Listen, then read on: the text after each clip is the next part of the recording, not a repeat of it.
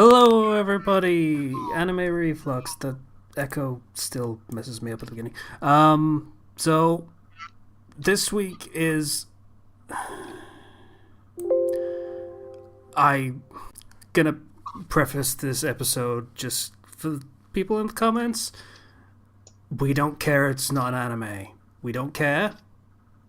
So don't even bother. Okay? Nobody cares. We've been over this before. We've done shows that aren't anime before. Why is this a plot point of contention at this point? It's been a very long time, and we have had new subscribers since then. So it's worth mentioning. We don't care. It's a show that was on the list of shows that we were going through. So we're doing it. Okay? So this week we are doing Xiaolin Showdown. Did you say Xiaolin Showdown? Sorry, what? Just say Xiaolin. Not Xiaolin. Isn't it my job to correct Casey, though? I don't know Chinese. I don't pretend to know Chinese. Romanization, if it was Xiaolin, it would be ZH, not XI. Okay. Cool. So, Xiaolin Showdown. Don't be that guy. He's being that guy.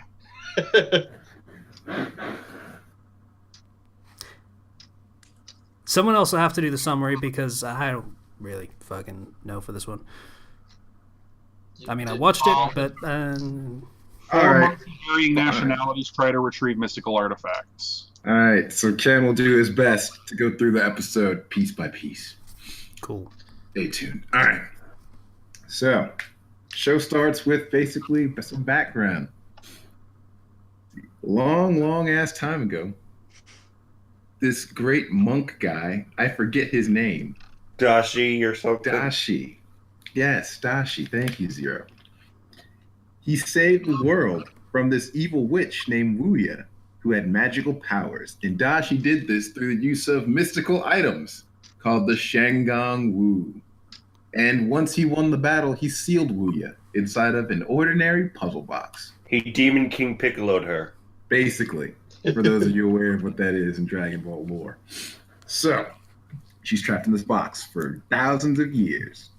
Meanwhile, what's-his-face Dashi seals all the Shengang Wu away inside this scroll, leaving it in place in case the world ever needs it again.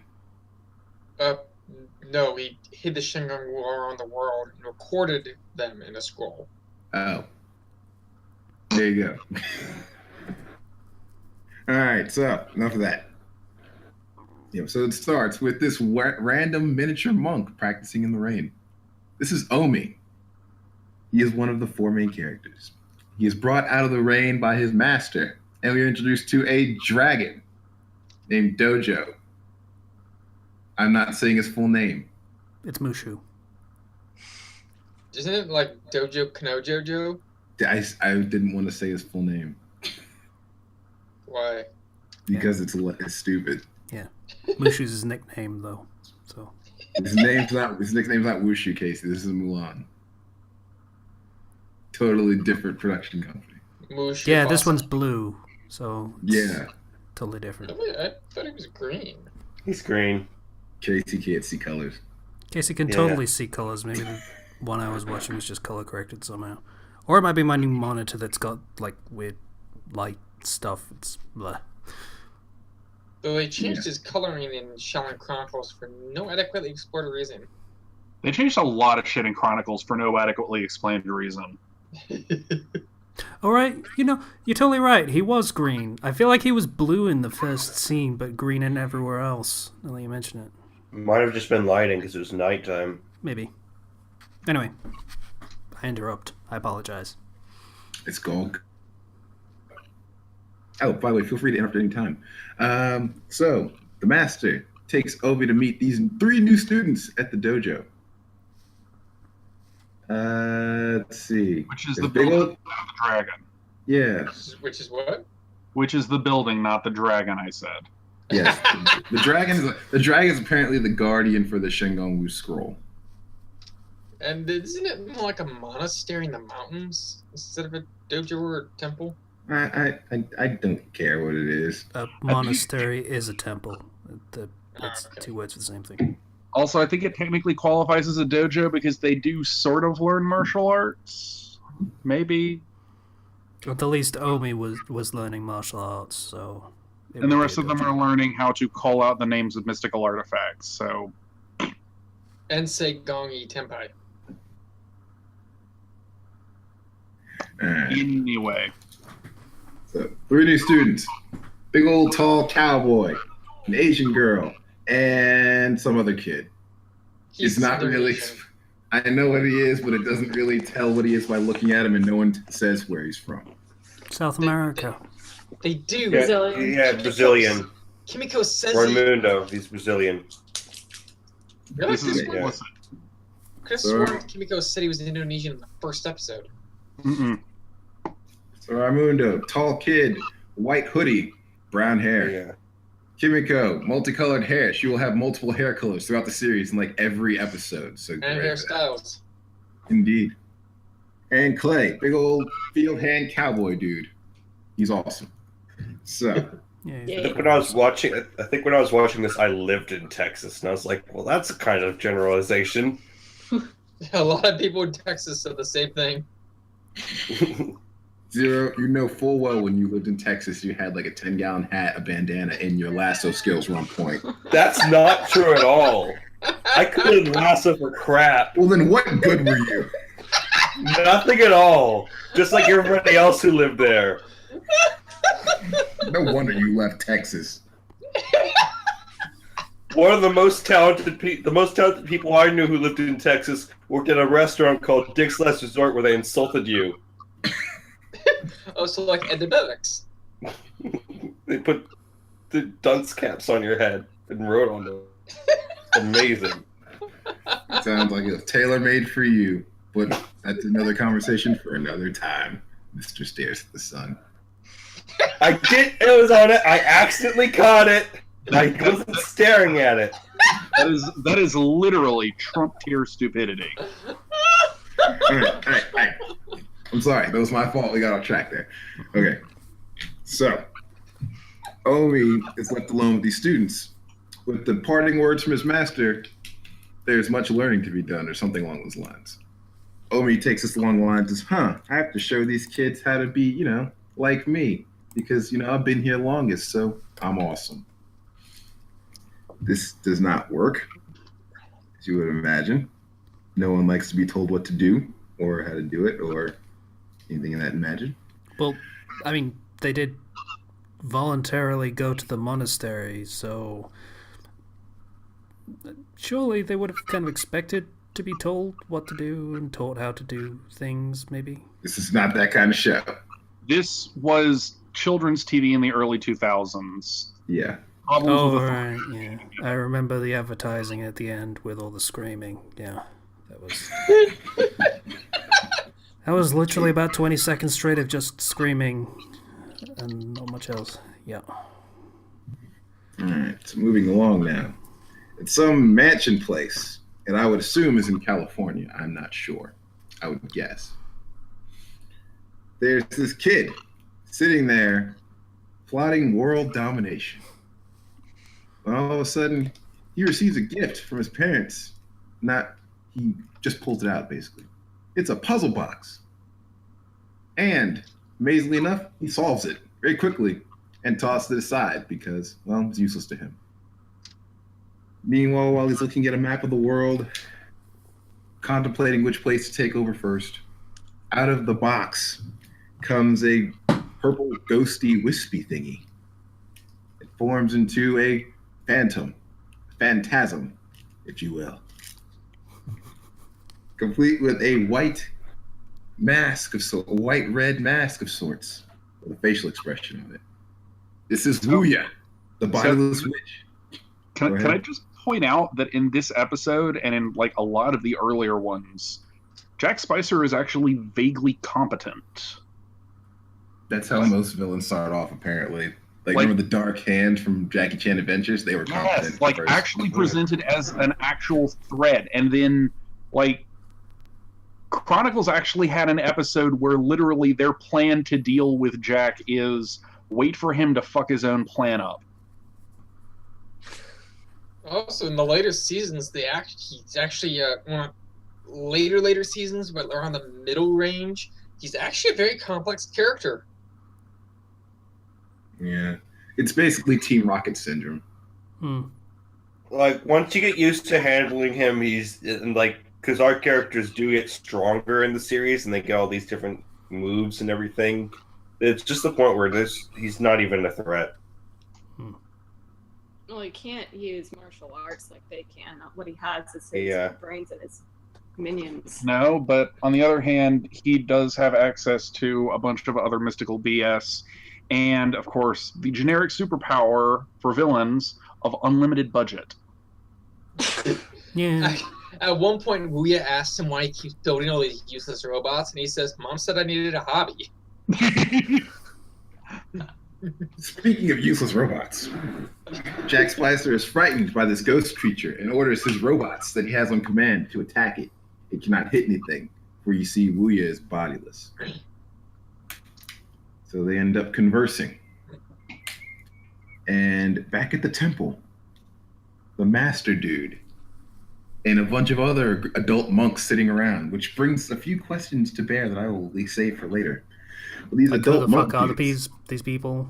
Yeah. yes. We never find out. They're just useless, voiceless background characters. Yes, so useless and voiceless. They're like, what is this feeling? What could be happening? And the master knows it's Wuya. She's back. So basically, Wuya talks Jack Spicer into this whole, help me find the Shingon Wu. I'll help you take over the world. We can do it together. Blah, blah, blah. I will treat you like a bumbling assistant that has no choice but to work with me for the entire rest of this series. Yeah, he doesn't know this at this point. She needs him, basically, because, well, he's the only person she's in contact with, and she's bodiless, so she couldn't touch the fucking Shingon Wu anyway. She needs somebody. Yet she still treats him as if he has no choice but to work with her, despite the fact that he could basically leave her puzzle box alone and never have to deal with her again. You're looking into it too much for an 8-year-old kid show, dog. I understand, but you're poking so many holes in this little kid show that's kind of sad. Well, it was kind of his childhood. Kind of a lot of people's childhood. So, back at the temple, monastery, dojo, whatever the fuck it is, place, whatever you want to call it, is what it is. The Mono Dojo. Mono Dojo. We'll call it that. Back at the Mono Dojo, it's time for the Xiaolin Dragons. I said Xiaolin. I'm sorry, Casey. Why are you apologizing to me? Because I gave you shit at the start of the episode for saying Xiaolin. And I Mono just said Dojo Bowl. The Xiaolin Dragons set out on their first quest for Shingon Wu. And they got there flying on the back of Dojo, the dragon, who actually can transform into a gigantic dragon. And I wonder if he can transform into a dojo. Normally he's a small dragon. Well, he can also transform into a boat and at one point a subway train. I don't know if we see him transforming into anything else. Subway train is kind of a dojo. If you stick around enough on one, they'll probably teach you how to fight the hard way, I guess. Well, I mean, obviously the one that he turned into was a dojo because it was him turning into it. Boo. So he is a dojo. Proud of that? Yes, I am. Now I'm just trying to work out a joke to work in Mojo Jojo from Powerpuff Girls. We'll save that until we draw it. Okay. He's got the mojo for it. No.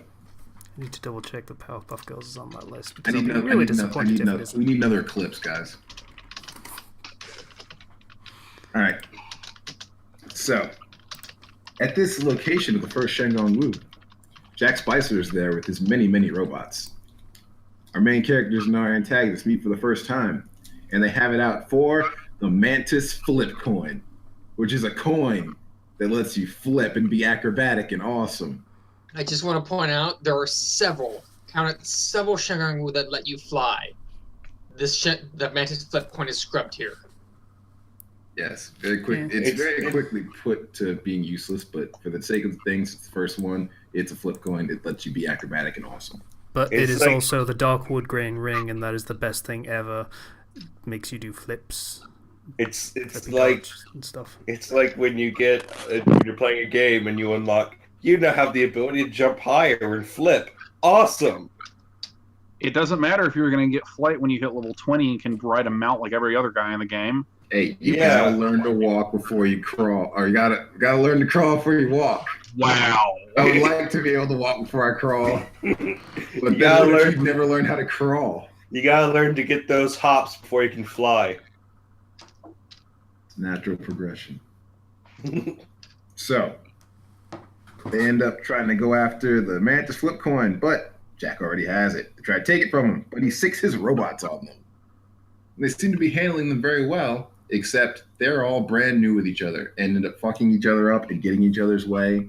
And Jack Spicer gets away. That's a good name, by the way. Jack Spicer. Spicer. It is. It's a good name. I just keep thinking of the SNL skit with Spicer. Has anybody else seen that? Um, I'm aware of it. I haven't seen any.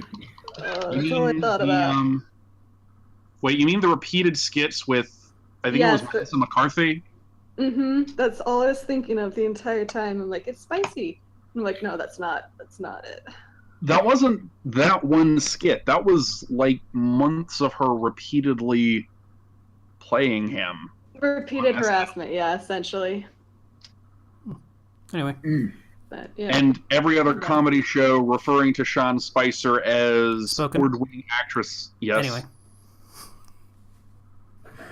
All right. No, So keep going. after this first failure, there's still more Shengang Wu to be had, ladies and gentlemen. Next one on this list, the 2-ton tunic.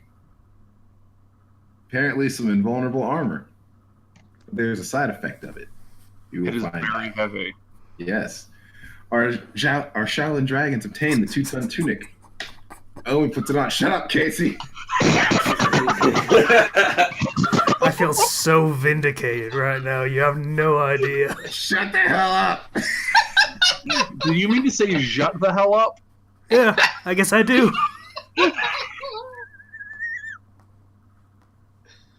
So, Omi attempts to put on the 2-ton tunic, not realizing that it makes him very heavy to do so.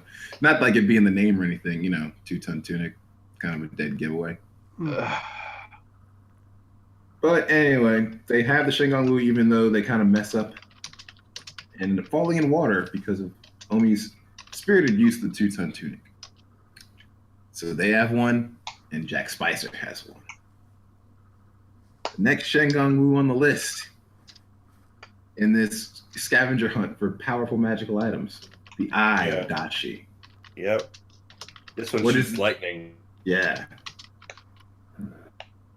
Kind of a step up. Yeah. So they end up tracking it down, and Omi and Jack Spicer end up reaching it at the same time in this tree.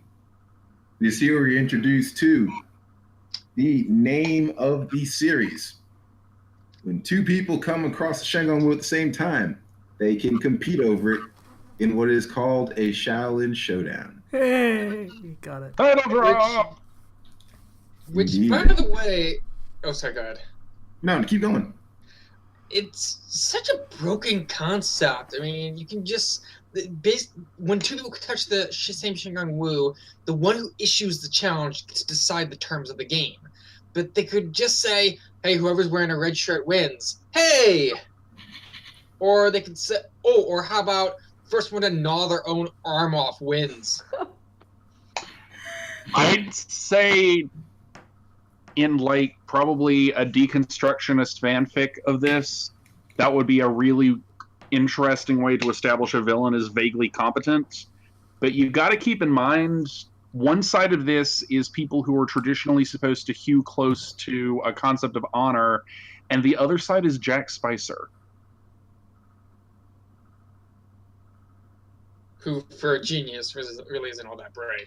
Yeah, genre savvy is not high up on that guy's list of virtues. One of my favorite episodes is when Jack Spicer tries to become a Shaolin monk because he actually ends up being kind of competent. Mm-hmm. And plus, there's a bit of a shipping moment between. Okay, him and I Omi. would love to get through the summary, so if we could just... Sorry. Thank you. All right.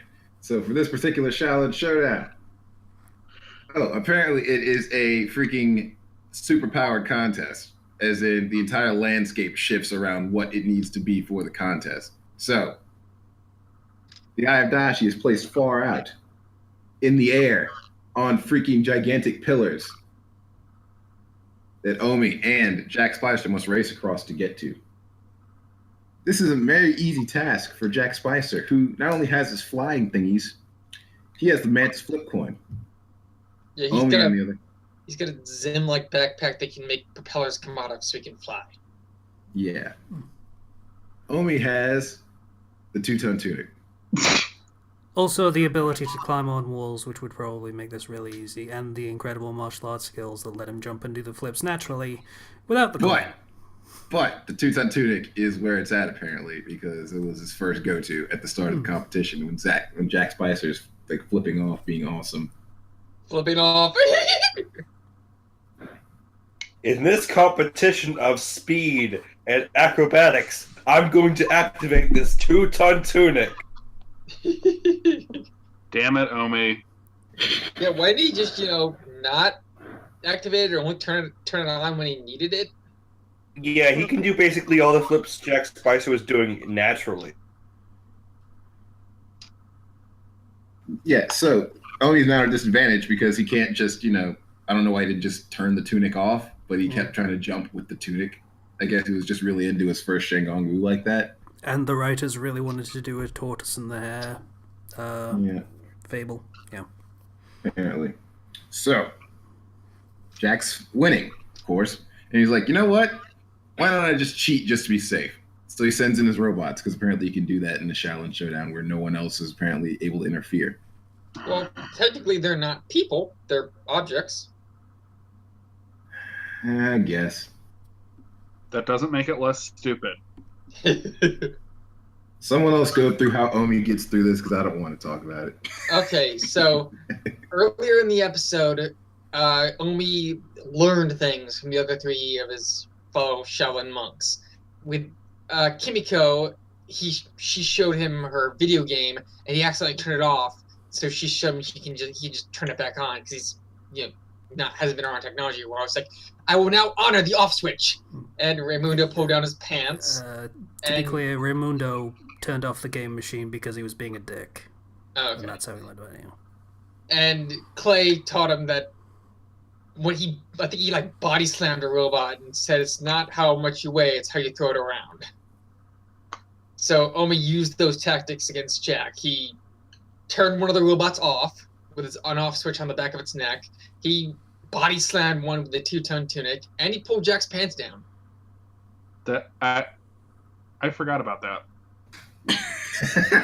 It was the last thing he did.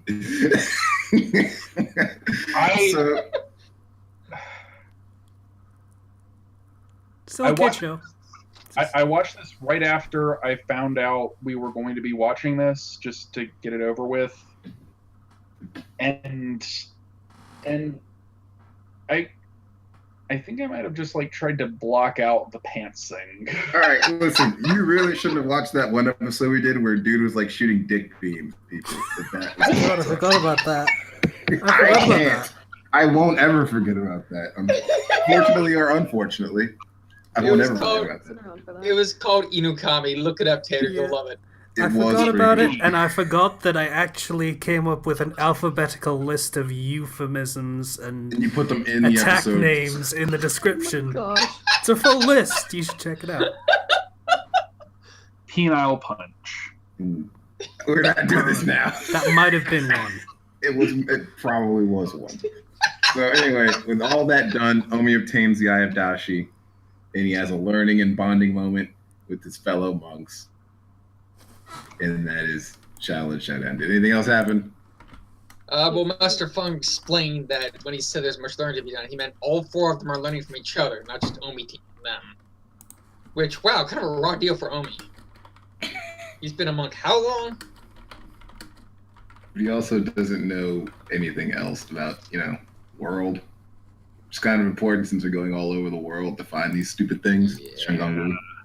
He was sheltered and keeps using idioms wrong, and he's also a bit of a racist stereotype.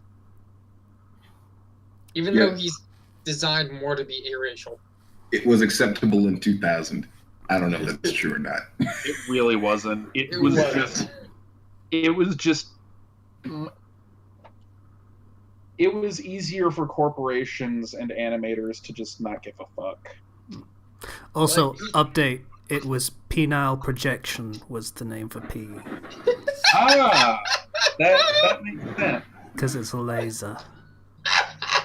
I'm firing my dick laser. Pwah! So yeah, that Xiaolin Showdown. not the dick laser part, but like everything else. Xiaolin Showdown. Thankfully, this kids' show never contained a penile projectile. Keep watching, and maybe there is one. Don't you know. Don't you mean unfortunately never contained a penile projectile? There's so many Shengon Wu, you can't tell if there's not one. I mean, Zero has a point. Yeah. Yeah, They did say there's like hundreds. There could be a cock ring that lets you shoot penis lasers. Moving on. Dashi was into some kinky shit. Dashi's private collection hidden underneath his bed. This is a kids show. He's got a dildo and own a hole. Okay. We're stopping there.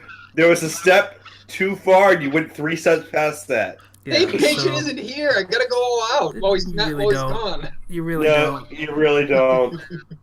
Weasel, Hi. sexually assaulting the chat, please. If not given consent. Okay. So that was the show. What did people think of the show? I can't believe I liked this. It's really weird to see the early ones that have like an actually effective villain and like the characterization is just bizarre in the first episode. Like Omi actually has depth as opposed to being a walking cultural misunderstanding by season 3.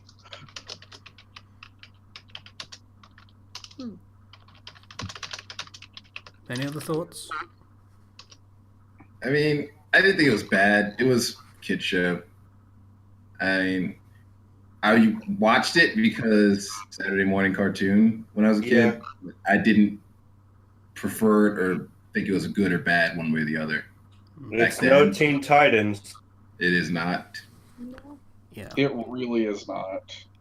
I was at the very least in my mid-teens when this show probably came out, so I did not watch this when it came out for obvious reasons. I'd outgrown stuff like this by that point, or at least thought I had.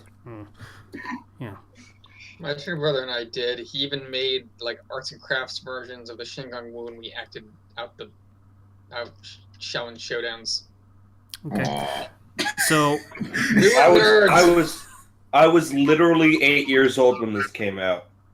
So yeah. Yeah. Okay. Aw, baby Zero. So, as someone that didn't watch this originally, it was alright. It was fine. It's a kid show. It was fine. Yeah, and all these mystical, magical items of the week to keep you invested every week. I barely Look at this the flip shiny coin, really, to be honest. Look at this That's a shiny thing neat over bar here. trick that you have there once you have that coin. Or the Eye of Dashi. I could just like shoot electricity all over the place. See, I feel like you get arrested for that. You can do like cool flips and stuff, that's great. But if you're shooting electricity, that's, you know... Presumably you're not shooting that lightning at people. There's a bit of a difference, though, you've got to admit, between being able to do a perfect triple flip and shooting lasers out of your penis. Not really, actually. It is not out of the penis. It is out of the device, the Eye of Dashi. Which I suppose you could. I suppose it is a necklace, so you could wrap it around your penis. Yeah. So, Yeah, it depends on where you put it. I mean, if you need to like triple grip some Shengon Wu, you got to put that Ayadashi somewhere. So I guess that is as viable a spot as any. Sorry, Blush. Oh dear. It's like the surprise attack. You're pinned, but like I am Dashi and blam right Pelvic out. thrust. I Straight mean, up. like, I guess if you've already got another necklace equipped, then it's an extra equip slot, but I don't know. It's the See, equip it's slot funny. everyone forgets about. Because the Critical Role intro actually has one of the characters shoot a lightning bolt from their cock, and that's actually a thing in the show. Yeah, so Anyways, it's weird how I think everything comes together. everything comes Full full circle. circle. I'm so sorry, Blush. We're Getting done. No, past- you're not. Don't Making- even pretend you're sorry. Okay, I'm not sorry. Anyone else have The any? joke itself, I am not at all sorry. If I have offended you in any way, I regret that. I appreciate your honesty. Not a problem. So we're getting it past making Blush feel uncomfortable. Does anyone else have any thoughts? Why am I asking this question? I just Because I usually do the intro and thus host things, and I didn't this week, and you did, so you took over. I actually quite enjoyed participating in this podcast for once. Ooh. Woo. Even though it wasn't an anime. And Possibly because we'll see how it goes whether he's on next week. yeah, let's see. What are we gonna roll this week? Okay, Oh, Kent, I have the let's list, find so out. Let's get this magic number generator up. What you got for me, Orange Jesus? You get 11. that's K. K. I rolled on 11. K for Kenshi, which of course should be good because I am Kenshi, and Kenshi starts with a K. That makes it the best letter in the entire alphabet. Okay, so that's 136. 136. A lot of Ks. Oof. 14 short of being the first evolutionary thing of Pokemon. First generation Pokemon. Freaking Gen Who 1. wants to do the poker rap? Don't want to do the poker rap. All right. 102. What 102. kind of Pokemon are you? How do you do the things you do? No. Pokemon number 102 is Execute. Thanks, Zero. All right, Casey, what is this? Okay, bear with me. 102. It's a long name, so I've got to find it on the actual list first to find it. Oh, good lord. Okay. Oh, it's not that long. Can I Okay. actually read it? Oh, Jesus. Okay, it's called Konnichiwa Ann.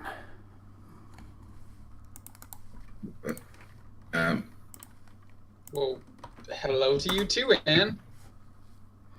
I don't think I'll like this from just the sound of the name. This is your kids' anime. Dang it! Anne Shirley goes through quite a lot of adventures before she ends up in Green Gables. It's Anne of Green Gables. Wow. It's a prequel to Anne of Green Gables. Japan, no, bad What? Japan. You leave us alone. You leave our shit alone. I don't know what this is. Anne Um. of Green Gables is a historical, kind of like pseudo slice of life novel series, I guess.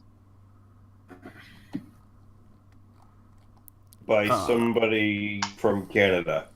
It's like Little House on the Prairie, but set in Canada. Oh, God.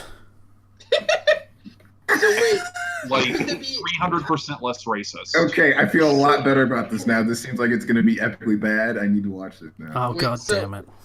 how could there be any conflict in a series set in Canada? Everyone's too nice to fight. It's okay. Canada First, have fought in wars. Just want to point that out. It's a stereotype he's going with. Right. First, Canadians can be dicks. Weasel, you know at least one dickish Canadian that I know of. Second, Anne of Green Gables focused a lot more on interpersonal conflicts. Okay. I did. I have no idea what this is. So I see Green Gables, and I think Green Greens, and I think this is going to be Kirby. So I don't know. It's not going to be Kirby. Believe me, it's not going to be Kirby. If anything, this is going to end up being like 20 minutes of the first 5 minutes of a Studio Ghibli film. Okay. Hold on, let me see if this is full length. But if she eats a fire enemy, does she gain fire powers? It's not Kirby! It's full Holy length. shit! It's not Kirby!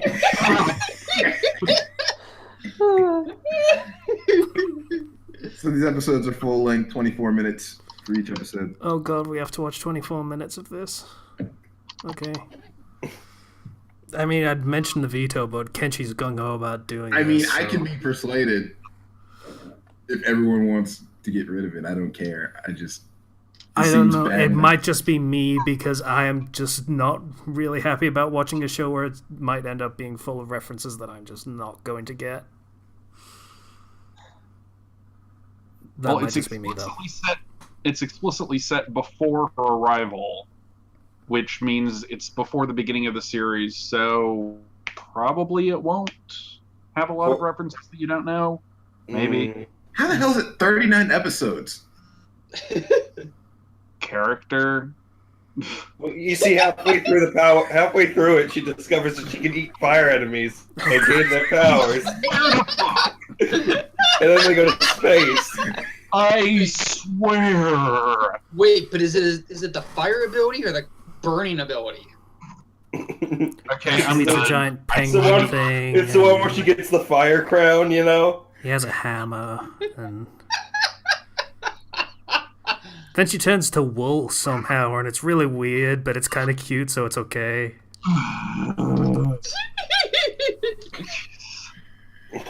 Okay. So, anyone want to veto this? I'm good. Actually, I'm alright with it now. I just wanted to watch this so I can just troll spoken throughout the summary and just make Kirby references for no reason. Yeah, I'm good with it too. Oh, and when we do review it, let's all speak in Canadian accents. Nope. No. Canadian Veto. accents aren't as fun as French accents. So. All right, Weasel, that's not going to work out very well, okay? So let's not do that. Gee, I'm sorry. Why not, eh? Is that really all you got? See, here's the funny thing. As a British person, I can't tell the difference. Here's the thing: as an American person who knew a Canadian, I kind of can, but I don't care. What are you talking about? Tapioca. Sorta. Okay. Okay. So we're doing Konnichiwa and No, we'll be doing Konnichiwa, and right now what we're doing is vaguely racist accents. Alright, so thanks everybody. We'll be back with that. Yay. yeah. And tune in next time, and maybe we'll see Meta Knight appear. Is he a villain or an anti-hero? It's both. You got 39 episodes to find out. Yeah. Bye everybody. Bye. Bye. Bye. Ah.